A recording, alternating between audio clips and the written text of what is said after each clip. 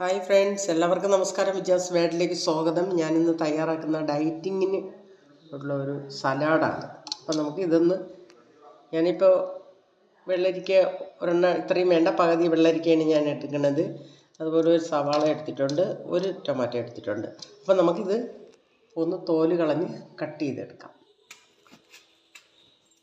അപ്പോൾ ഇത്രയും വെള്ളരിക്കയാണ് ഞാൻ എടുത്തിട്ടുള്ളത്. സലാഡ് വെള്ളരിക്ക തന്നെ വേണമെന്നില്ല, സാധാ വെള്ളരിക്ക മതി.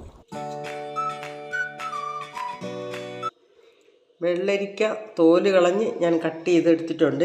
ഇനി നമുക്ക് അരിഞ്ഞെടുക്കാം.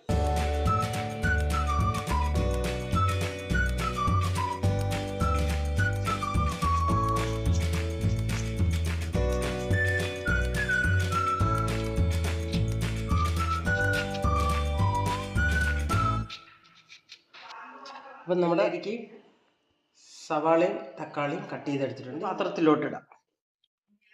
ഇതൊന്ന് മിക്സ് ചെയ്തെടുക്കാം.